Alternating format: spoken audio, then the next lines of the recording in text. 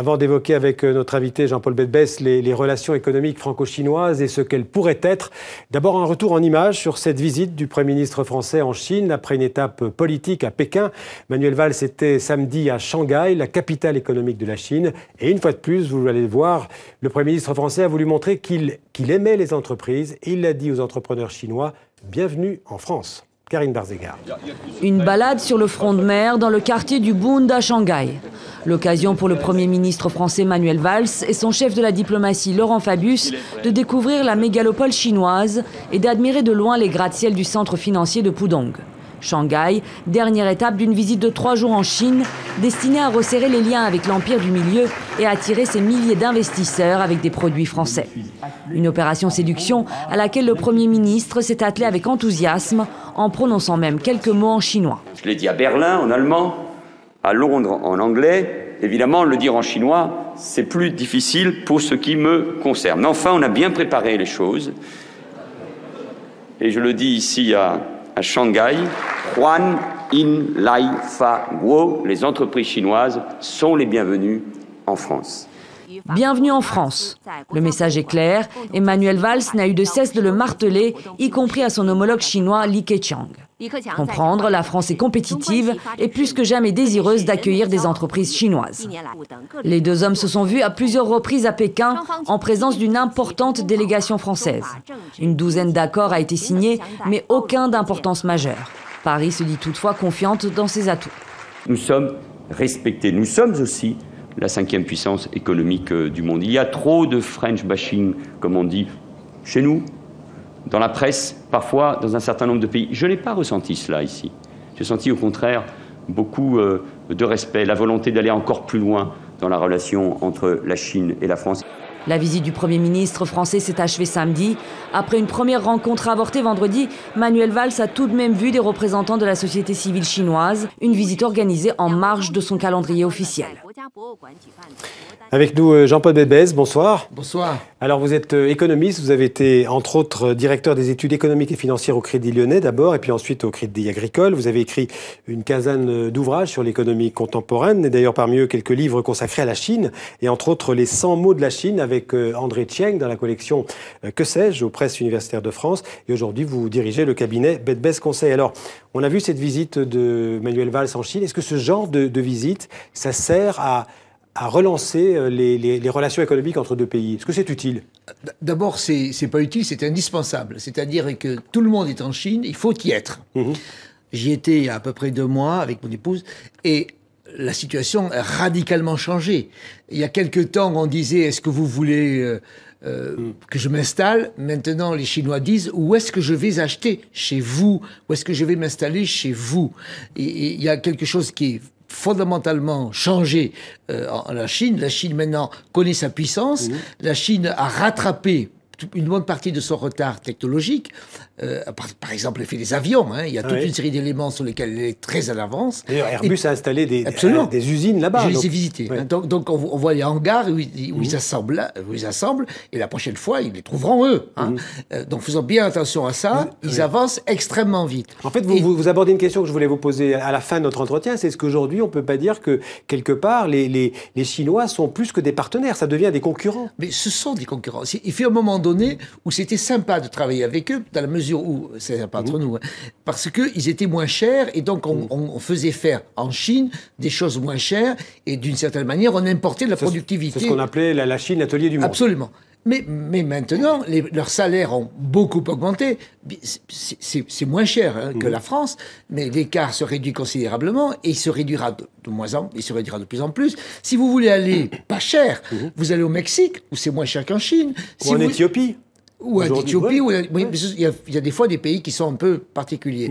Mais pour la Chine, c'est un grand pays, et maintenant il se dit, nous ne sommes plus une puissance exportatrice, nous sommes une puissance de demande interne, nous allons avoir à nous occuper de nos propres Chinois, de notre propre marché, et nous allons avoir aussi à nous étendre comme réseau avec des multinationales, et donc c'est le période des multinationales. Donc la Chine chinoises. a besoin de fournisseurs, et par exemple français, mais elle a aussi besoin de clients qui achètent ses productions. Elle a besoin des deux. Elle a besoin, si vous voulez, d'une autre technologie. Si vous voulez, avant, vous êtes un exportateur. Donc vous allez être moins cher, ok, ça. Ensuite, vous allez être meilleur. Ensuite, vous allez regarder les produits, etc. Bon, premier point, ça c'est fait. Maintenant, ils sont en train de dire, nous devons faire des progrès en qualité. C'est fait. Et pour ça, qu'est-ce que vous faites? Quelles sont vos idées? Quels sont vos produits? Et j'aimerais bien avoir une participation chez vous pour être mis au courant de ce que vous faites. Premier point. La deuxième idée, c'est je voudrais développer la demande interne chinoise. Donc, je voudrais faire des hôtels. Donc, je voudrais faire des restaurants. Donc, je voudrais améliorer les banques. Donc, je voudrais développer les assurances. Et là, les Français ont un rôle à jouer. Et à ce moment-là, nous avons un savoir-faire dans toute une série de prestations de services. Services pour fabriquer des villes agréables et des villes écologiques. Avec un environnement, voilà. Absolument. Services pour l'hôtellerie, services pour les banques, services pour l'assurance, services pour la gestion d'actifs. Pour la fourniture de l'eau. Pour l'eau, service pour les retraites, parce qu'ils auront d'énormes problèmes, service pour l'agriculture. Vous donnez toute une série de domaines où la France a des atouts. Absolument. Or, il se fait que la France elle est 4 fois moins performante en Chine que les Allemands. Pourquoi ? Pour une part, c'est le reflet du passé, c'est-à-dire l'industrie. C'est-à-dire que l'Allemagne est une puissance industrielle et a beaucoup négocié en industrie avec l'Allemagne. La France est une puissance plutôt de service. Et je pense que c'est aujourd'hui la carte service qu'il faut jouer. Mais ils y sont déjà. Veolia y est déjà, les hôtels y sont déjà. Mais ça, ce sont des très grosses entreprises. Oui. En fait, les grosses entreprises françaises n'ont pas tellement de problèmes. C'est plutôt les PME, les petites et moyennes. Quand vous êtes une grosse, vous trouvez beaucoup plus gros qu'eux. Et donc, beaucoup plus gros que vous. Et donc, vous dites, je suis un gros hôtelier. Oui. Et donc, nous allons faire 4 fois plus vite, 5 fois plus vite. Et il faut y aller. Donc, quand vous êtes gros, vous trouvez plus gros, il faut y aller. Quand vous êtes petit, il faut trouver des niches. Et quand vous avez des niches, en particulier, qui correspondent d'une certaine manière à la vision qu'ont les Chinois de la France, par exemple la beauté, l'esthétique... Et ça, les Chinois sont très avides. Extraordinaire. Et vous avez à ce moment-là une boîte qui est éventuellement toute petite, mais qui a un créneau, arrivera et va être propulsée si elle est chinoise. Et la Chine reste malgré tout un Eldorado pour les entreprises françaises, même si la croissance chinoise a tendance à ralentir. Attendez, Eldorado, ça ne veut pas dire que c'est facile. Les Chinois sont précis, organisés, méthodiques. Ce sont des négociateurs durs, difficiles. Et donc, si on est naïf, on peut rester chez soi. Donc, il faut être là, il faut être précis, il faut aimer la Chine. Ça, c'est clair. Mais il faut en même temps connaître les règles, il faut connaître le droit, il faut se préparer.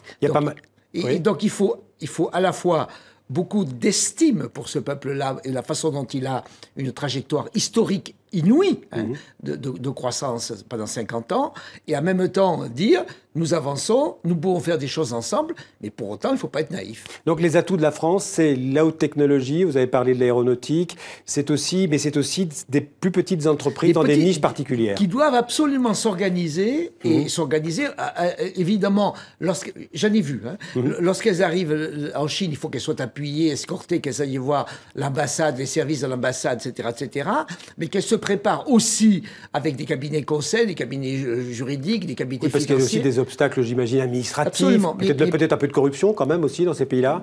Oui, ça peut arriver. Oui, ça arrive. Il y en a. Ouais, bien sûr. Mais par rapport à ça, il faut des cabinets, passer par des cabinets, en particulier des cabinets de conseil, des cabinets juridiques, des cabinets qui vont vous dire, nous sommes votre tremplin. C'est pas possible d'y arriver tout seul et de débarquer. Donc on arrive, on se prépare, il faut y aller voir, se préparer, trouver sa niche, trouver ses organisations, trouver ses appuis et trouver évidemment des relais locaux.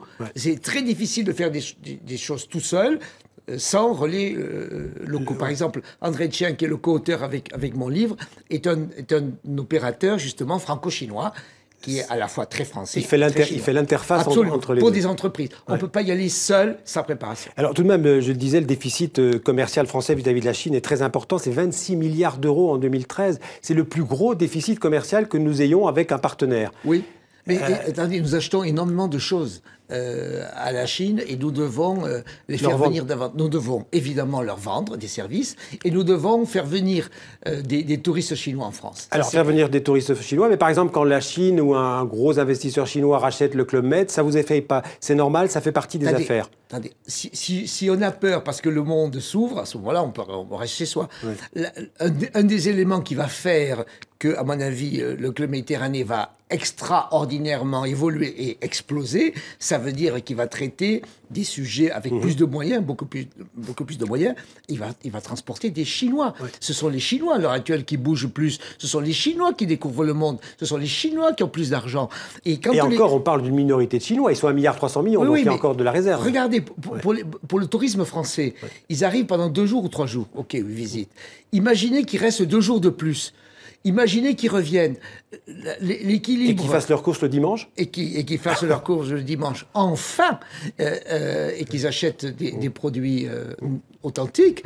Et à ce moment-là, vous avez votre système franco-chinois qui se rééquilibre très rapidement. Donc il faut absolument se dire, nous avons un axe franco-chinois. Et j'oublie quelque chose également, la Chine nous aide parce que la Chine nous finance. Hein. N'oublions jamais... Ça, c'est très important. Qu'une partie... La Chine achète en fait des bons du trésor, absolument. De l'argent public. Tous les jours, et beaucoup. Au moins, à mon avis, 30% de la dette française est là-bas. Et chinoise. Oui. Comme aussi, c'est à peu près cet ordre de grandeur, peut-être même encore plus pour la dette américaine. Et donc, chez nous, ils en reprennent un peu plus. Chez nous, ils sont extrêmement fidèles. Ce qui veut dire qu'on est interdépendant. On est interdépendant. Et donc, ils ont une partie de nos passifs. Ils vont racheter, à mon avis, une partie de nos actifs. Il ne faut pas être naïf, d'une certaine manière. Ceci est, d'une certaine manière, quelque chose qui nous permet de nous consolider avec le plus grand marché de demande du monde. C'est celui qui va se développer le plus. Parce qu'il va y avoir de la demande interne qui va se développer. Ces gens-là veulent se développer, s'étendre. Ils veulent trouver des produits de consommation et des produits financiers et des produits d'assurance pour lesquels nous sommes vraiment bons. Ce sera le mot de la fin. Merci Jean-Paul Bébès d'être venu nous expliquer ces relations économiques parfois compliquées mais passionnantes entre la France et la Chine. Merci beaucoup.